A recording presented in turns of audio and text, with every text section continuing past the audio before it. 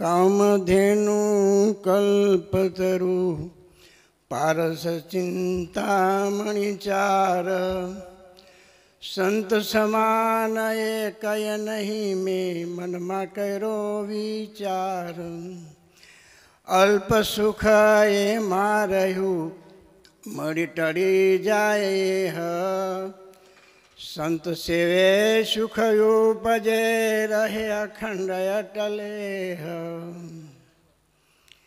આ એક મહારાજની અખંડ ધારેલા મૂર્તિમાં એવા નિષ્કુળાનંદ સ્વામીનો એક શબ્દ છે. કામધેનુ કલ્પતરુ પારસ ચિંતામણી. એના જે સુખ છે ને એ મળી જાય ટળી જાય આવું બધું છે. પણ સંત સેવાથી જે સુખ મળે છે એ અખંડ અટલ છે. તો આપણને કેવું મળ્યું? વર્તમાન કાળે આપણે વિચાર કરીએ તો આપણને અત્યારે કેવું મળ્યું? આપણી જાતને જોઈને થોડુંક ચિંતન કરીને જોઈએ તો આપણને ખ્યાલ આવે કે ખરેખર ગાંડું થઈ જવાય. આ બધું જોઈએ ને તો ગાંડું થઈ જવાય,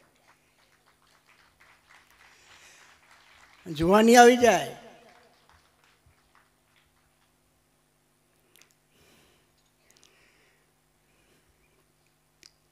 હવે સંત કોને કહેવા? આ મોટી ઘાટી આ છે. જાજો ભાગ આપણે જો ગોટાળામાં વળી જતા હોય ને સંતને ઓળખી શકતા નથી. મોટી ઘાટી આ છે. ગુણાતીતાનંદ સ્વામીની વાતોમાં પણ આ વાત કીધી છે.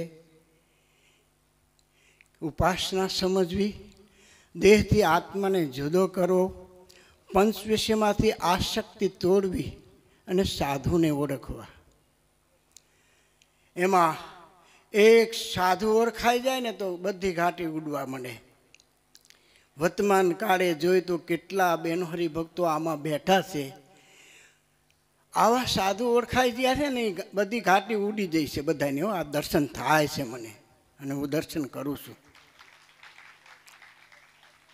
વાલા ભક્તો, આપણને કેવું મળ્યું એનું જો આપણે થોડોક વિચાર કરીને તો ખ્યાલ આવે. અને સાધુને મહારાજે કેવી ઉપમા આપ્યા છે. આમ જુઓ ને, વટનામત વાંચો ને એની અંદર વિચારો તો ખબર પડે. મધ્યમના 12-20માં વટનામતમાં મહારાજે રાજા અને રાણીનું દ્રષ્ટાંત દીધું છે. જેટલું રાજાનું રાજ એટલું રાણીનું રાજ. બોલો, એ મહારાજે શું કીધું છે? જે હું કરું એટલા મારા સંત સંકલ્પ કરે ને થાય.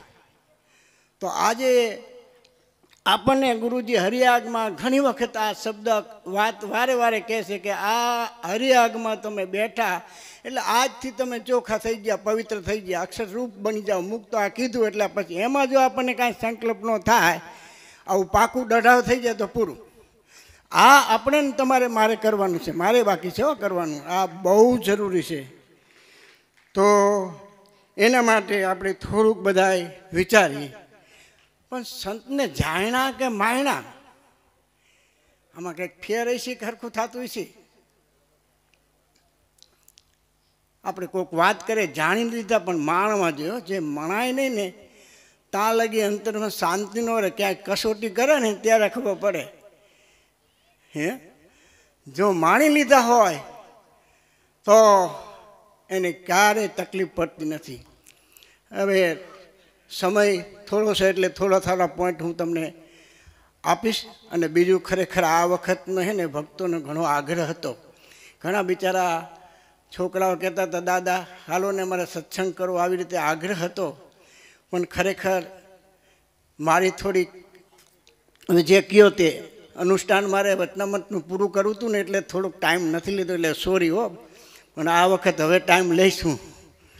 એટલે થોડુંક આ તમારા બધાનો ટાઈમ કાઢી નથી શકો, એટલે તમારા એટલી દિલગીરી મારી કહેવાય, મારી એટલી ભૂલ કહેવાય. પણ ખરેખર આ બહુ જરૂરી છે. હવે આપણને ભજન સંભળાવવાનો એક દઢાવ કેમ નથી? ગઢડા પ્રથમનું 55માં વચનામતમાં મુક્તાનંદ સ્વામીનો પ્રશ્ન આપણા માટે છે કે ભજન સંભળાવવાનો એક દઢાવ કેમ નથી રહેતો? એનું શું કારણ? હવે કારણમાં આપણને મહારાજે કેવું બતાવ્યું, તો મહારાજે એવું કીધું કે ભૂંડા દેશકાળ એવા આવે ને તો ઉત્તમ, મધ્યમ અને કનિષ્ઠ 3 પ્રકારના ભક્તના ભેદ બતાવ્યા. ઉત્તમ ભક્ત હોય તો એનું કંઈક રહે ઠેકાણું, અને પૂર્વનું બહુ બળિયર સંસ્કાર હોય, બાકી મધ્યમ ને કનિષ્ઠનું કાંઈ ન રહે. તો બીજાની તો ક્યાં વાત કરવી. તો પાછો પ્રશ્ન એવો હશે કે દેશકાળ સારા છે તો પણ, દેશકાળ સારા છે તો એક દઢાવ નથી રહેતો, એનું શું કારણ? આપણે જો આમ થાય ને, અત્યારે તો મને તો એવો વૈરાગ લાગી ગયો કે હવે સાધુ આશ્રમ જ જવું હોય. પણ ગુરુજી આથી બહાર નીકળે ને એટલે પછી ઓલું માયા આવે ને, પછી વળી પાછું ફરી જાય એમ. પણ એ તો મોજમાં આવ્યા તો રાખી દો બીજું ખરેખર. પણ એમાં ભૂલ શું છે એ આપણે બતાવવાની. મારી પણ ભૂલ છે, તમારી પણ શું ભૂલ છે એ આપણે આપણા સ્વરૂપને જોશું ને તો આપણી ભૂલ દેખાય છે. તો એની અંદર મહારાજે સરસ મજાનો આપણને જવાબ આપ્યો. મહારાજ શું બતાવ્યું?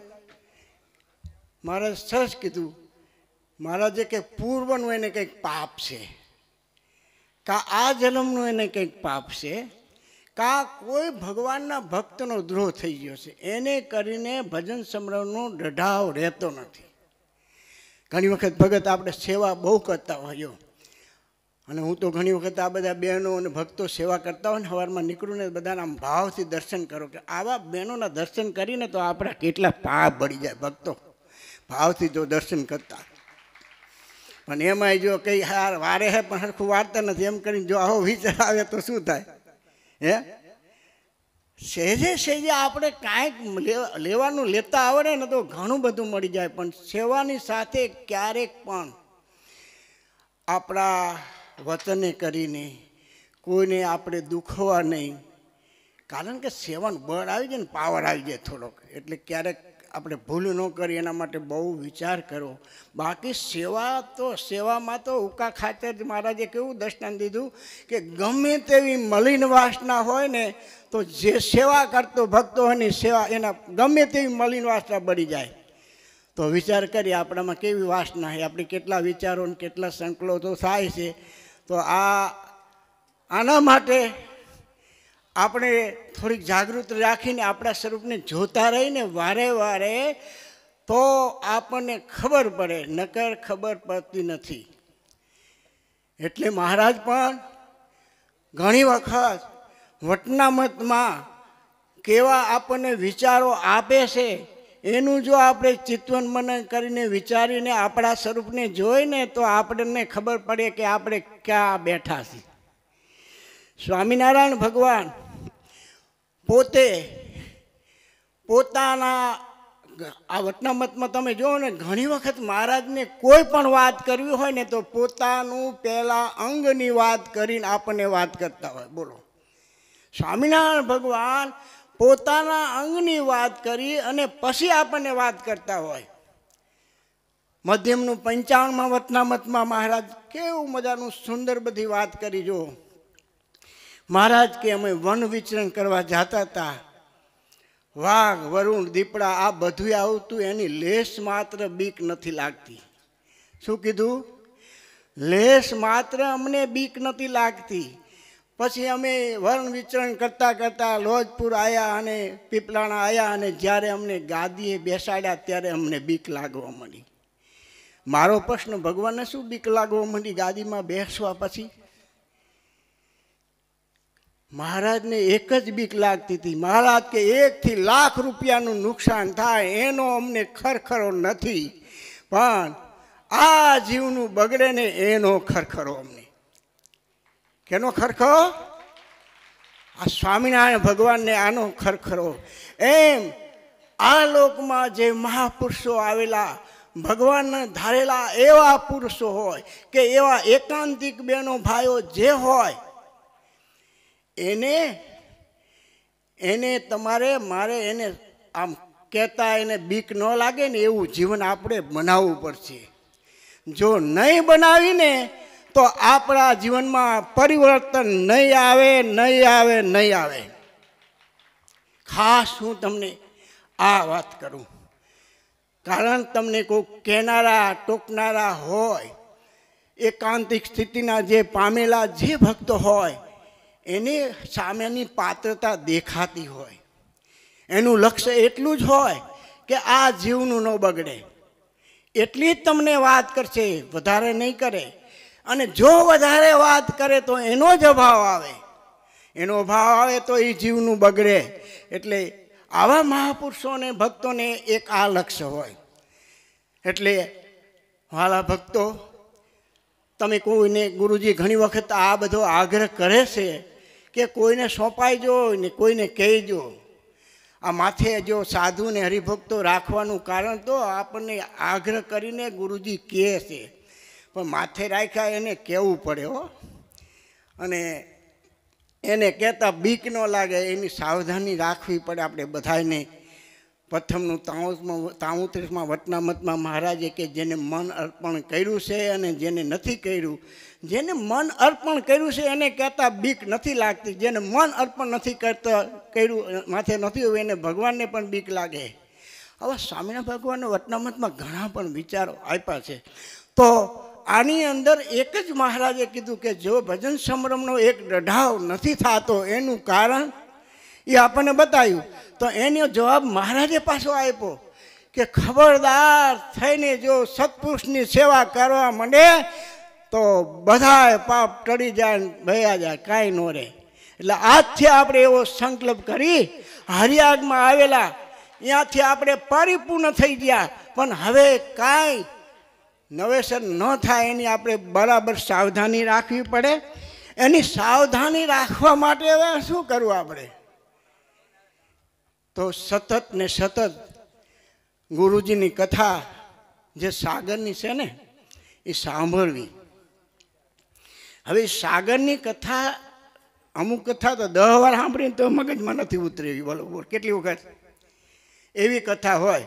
હવે એકવાર કથા સાંભળે એમાં કેમ મળે? હવે એક વારે ન સાંભળતા હોય તો પછી કેમ મળે?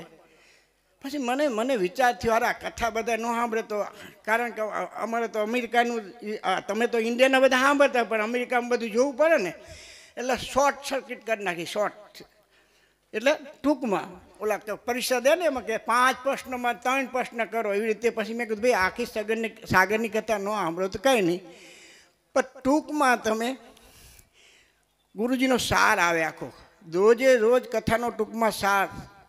ભક્તો, આ ભક્તો જે કામ કરે છે ને એને તમે બધા આશીર્વાદ દેજો. રોજે રોજ ગુરુજીની ટૂંકમાં કથાનો સાર. હવે લખવાવાળા અને કેટલી શ્રદ્ધા એ અમને તમને કહું, સવારના 4 વાગ્યા લગી કથા લખે, એકો એક શબ્દ લખી અને એનો સાર કાઢીને આપણને આપે. આમાં એ કથાનો સાર કેટલા વાંચો એ ઊંચી આંગળી કરવા લો. બોલ લે, હું ઢીલો ડપ થઈ ગયું ને. આટલી મહેનત કરતા ને તમે કાંઈ ન કરો તો પણ આજ તો મૂકીશ નહીં તમને. હે હાલો સાંભળો નહીં તો કાંઈ નહીં. હવે એનેથી ટૂંકમાં સાર, પણ એક વસ્તુ તો આજ તમને બધાને નિયમ દેવાનો જ છું. હવે એની અંદર પાછું બીજું એવું કર્યું, સાંભળે નહીં, વાંચે નહીં. કારણ હું મૂકું એટલું. આ અવિનાશ ભગતના બધા કે તમે એટલું મૂકો હવે કંટાળી જાય, જોવે નહીં. પણ એ જોવે કે ન જોવે, હું તો મૂકવાનું. તો એની અંદર હું તમને એક મજા આવી કથા કહું. જો હવે એનો પાછો વિડીયો બનાવ્યો. હવે એક તમને વિડીયો ટૂંકમાં સંભળાવું એટલે તમને ખાય છે કે ગુરુજીની કથાનો કેટલો ટૂંકમાં સાર આવી જાય.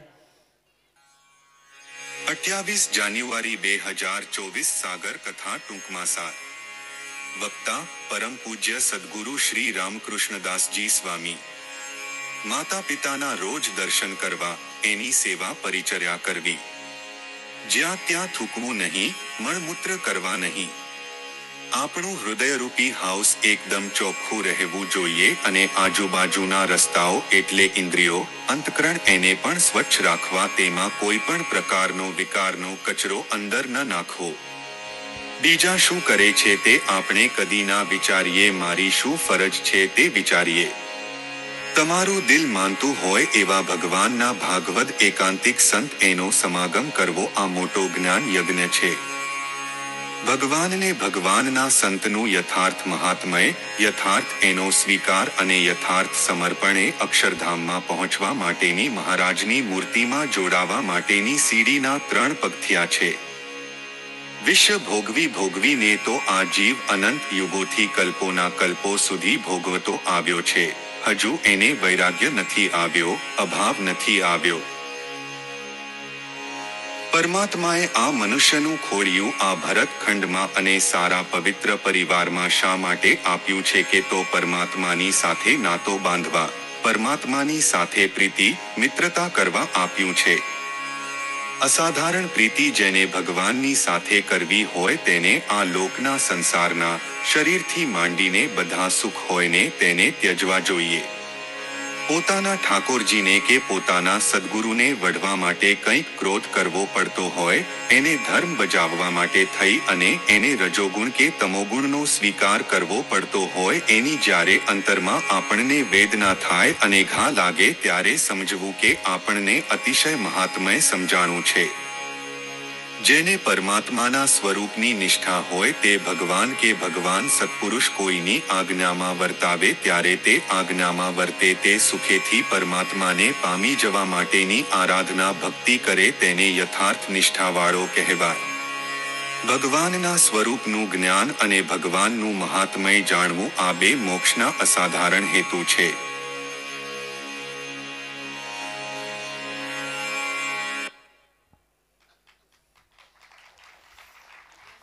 સાંભળ્યું? હા તો કયો. હવે કેટલા જણા કાલથી આ બધું સાંભળશો? ઊંચી આંગળી કરો હાલો. અને જે નો સાંભળે એના માના હામ તો સારું થાય છે. માં મેં જાય તો કે એના ધર્મપત્નીના હામ અને પત્નીને એના પતિના નામ. બરોબર ને? ખરેખર વાલા ભક્તો, હવે આ જે બનાવવાળાને તો તાળીથી બધાને તાળી પાડો. મને તો કાંઈ આવડતું નથી.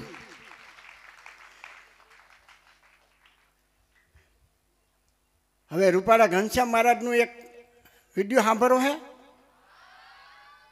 પછી સાંભળશો કાંઈ એમ ને એમાં ઢીલું બોલ્યા.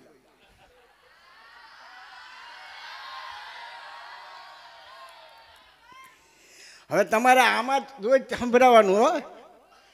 કોણ સંભળાવશે? પરેશ ભગત. આ છોકરાને સંભળાવજો રોજ.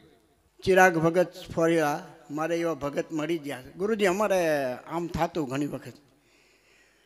તમે 2015ની સાલમાં આવ્યા ને પછી બીજી વખત આવ્યા ત્યારે આમ સંકલ્પ થતો ને સારું. મને એમ થાય કે આ ફરેલા સારું આપણે કોઈક હરિભગત થઈ જાય ને તો અહીંયા જવાનું થાય, આપણું ઘર થઈ જાય. કહેતા આપણે સંકલ્પ આવા કરીને એ ચિંતામણી તુલ છે એવું કહે ને ગુરુજી, ઓટોમેટિક ગોઠવાઈ ગયું. બોલો હવે એ ગોઠવાણું કેવું એ તમને કહું. હવે નારાયણભાઈ રહ્યા ને એના મિત્ર અત્યારે અહીં બેઠા છે, રમણીકભાઈ એ બેઠા હાજરે. એમાં નારાયણભાઈના મિત્ર રમણીકભાઈ, એના એ કોન્ટેક નારાયણભાઈએ કર્યો રમણીકભાઈનો. અને નારાયણભાઈએ મને કીધું પ્રેમજી ભગત કે મારા મિત્ર રમણીકભાઈ કે અહીંયા રહે છે અને તમે એનો દીકરો ચિરાગ છે એના કોન્ટેક કરો. પછી મેં એનો કોન્ટેક કર્યો. પણ આ બધા છે ને, જો એક સાંભળજો, આ ગામડાના અહીંયા બધા રહ્યા એવા ભગત અહીંયા અમેરિકાના કી નથી હો, બુદ્ધિશાળી, બધું પાકું કરે પછી સ્વીકારે, ત્યાં લગી સ્વીકારે નહીં. પણ ચિરાગ ભગત આને પછી બહુ કથા વાર્તા કરી, સમજ્યા? અને બિચારા આમ શ્યાક આમ ભરાણા હોય ને એટલે બહુ દાઝી ગયા હોય એવું થયું હોય ને, પછી બહુ બધું તપાસ કરે ને. પછી મને મારા એટલી બધી વાતો કથા વાર્તા કરી અને પછી મેં બધી વાતો કરી. મેં કીધું અમારા આવા હરિભક્તો ને આવા હરિભક્તો. પછી એક હરિભક્તને મેં ભાવેશભાઈ ના બધા હોય ને એને મેં તમે એને કથા વાર્તા કરો અને પછી તો પોતે પ્રત્યક્ષ આવી ગયા, ગુરુજી એ ગયા, પછી આખા ઓગળી ગયા. ભાઈ કેવા ભગત. હવે એનું હું તમને વાત કરું આવા હરિભક્તોની. હવે અમારે અહીંયા જીએલા અને એમાં ફ્લાઇટ કેન્સલ થઈ, તે 2 દી ઘટ્યા. અમારે 2 દી ઘટ્યા એટલે કેટલું ખેંચાવવું પડ્યું, સંતોને કેટલું બધું ખેંચાવવું પડ્યું ને એની વાત ન કરો. સવારે નીકળી જાય, રાતના 12 ને 1 વાગે બોલો. તો સંતો કે આ ચિરાગ ભગતનો આટલો બધો આગ્રહ છે ને એટલે સંતો એટલી બધી મહેનત કરીને એટલે જે એનું બધું પૂરું કર્યું. અને પછી આવું એક વિચાર થયો કે ફ્લાઇટમાં નથી જવું. એટલે ચિરાગને એવો સંકલ્પ થયો કે આપણે આ સંતો ફ્લાઇટમાં જાય ને તો સારું, મારે ગુરુજી ભેગું ઓછું રહે. જો એટલાન્ટા હું ગાડી લઈને મૂકવા આવું તો ગુરુ સંતો ભેગું મારું એટલું વધારે રહે. બોલો વિચાર કેવી ભાવના છે એની. ફ્લાઇટ કેન્સલ કરી અને પોતે ભાડે ગાડે કરીએ અને અહીંયાથી એટલાન્ટા ચિરાગ ભગત મૂકવા આવ્યા. આ ભગતના ભાવના, આનો કેટલો આદર. અને સવારમાં આ રૂપાલા ઘનશ્યામ મહારાજનું અને આ જે ગુરુજીને કથાનું લખાણ જે થાય ને એનું આ કોમ્પ્યુટર મશીનમાં પોતે કરી અને મને મોકલાવે ને હું બધાને મોકલાવું. તો ખરેખર એના ઉપર તમે બહુ રાજી થાવ. તો બાકી તો મને બોલતા નથી આવતું, હું શું કરું? હે, મને બોલતાય આવડતું નથી. આ બધા ભક્તો મને સહકાર આપે એટલે હું તમને આ બધું મળું. પણ આજથી આવું તો સાગરની કથા પણ સાંભળજો, એની સાથે સાથે આ ટૂંકમાંય વાંચજો. આ બહુ અગત્યના પોઈન્ટ છે બધા. આખી કથાનો સાંભળો પણ આમાં બધા કથાનો સાર આવી જાય એ સાંભળજો, વાંચજો. અને એની સાથે સાથે એટલું ન થાય તો આ ખાલી ઉઠો ને એટલે તમારે સીધું મોબાઈલમાં 3 મિનિટ 4 મિનિટનો ટૂંકમાં સાર હોય એમ એકદો આપણી કથાનો પોઈન્ટ હાથમાં આવી જાય ને તો આપણા જીવનમાં પરિવર્તન થતા વાર ન લાગે. એટલે ખાસ એ. અને બીજી એક વાત મારે એ કહેવી છે કે બધુંય થાય પણ સંત સત્પુરુષ છે ને આપણા નજીક રહેવા જોઈએ, આપણાથી દૂર ન થવા જોઈએ. આ લક્ષ્ય રાખજો. જો આવા સદગુરુ આપણથી દૂર વયા ગયા ને એનું ખાસ લક્ષ્ય રાખજો. શા માટે? સત્પુરુષ દયાળુ છે, એને તો એક જીવનું કલ્યાણ કરવાનું એક પણ એ ક્યારે આપણેથી દૂર નથી જતા. પણ એમાંથી આપણે કૃપા જેમ ઠલવાય ને જેટલી ઠલવાય ને એટલું લક્ષ્ય આપણે સતત રાખતા રહીએ. આવું આપણે થોડુંક વિચારી. અને એની સાથે એક વટનામતનું જે મને આ સંકલ્પ થયો હતો એ પણ વટનામત વાંચતા વાંચતા જ એની તારીખ વારને હું લખતો હોય. કથા કંઈક વાંચતો હોય ને તો પોઈન્ટ લખેલું આવો મહારાજ વિચાર આપે ને એટલે મને સંકલ્પ થયો કે ગુરુજી જો 2000 વટનામતના પાઠ કરતા હોય તો આપણે બધા ભેગા મળીને 2000 પાઠ વટનામતના ન કરીએ કે તો મને આવી તક મળી કે આવો સમય સેવાનો ન મળે.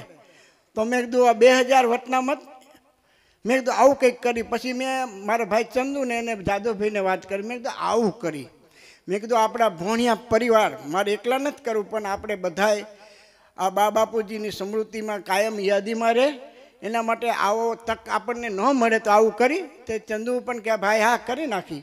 એટલે ગુરુજીને વાત કરી અને ગુરુજી રાજી થયા અને ત્યારે આ બધું આયોજન થયું. એની અંદર આ જે વટનામતની જે મહેનત કરીને, કારણ કે આપણે યજ્ઞ ચાલુ થયા તે પહેલાં 1 મહિના પહેલાં મેં વાત કરી પણ પછી બધું આખી આયોજન કરવું, એ શબ્દ શુદ્ધિ કરવી, એ બધે ધર્માનંદ સ્વામી અને સુરેશભાઈ આ બધા ભક્તોએ બહુ મહેનત કરી, રાત દિવસ મહેનત કરી અને આ બધું તૈયાર કર્યું. આ બધા મહેનતું કરવાવાળા ભક્તોને પણ મારા થેન્ક યુ કહેવું પડે ને કે તમે આટલું બધો ભોગ દઈને આ કીધું ને આજે જ પાછા એ વટનામત આવી ગયા.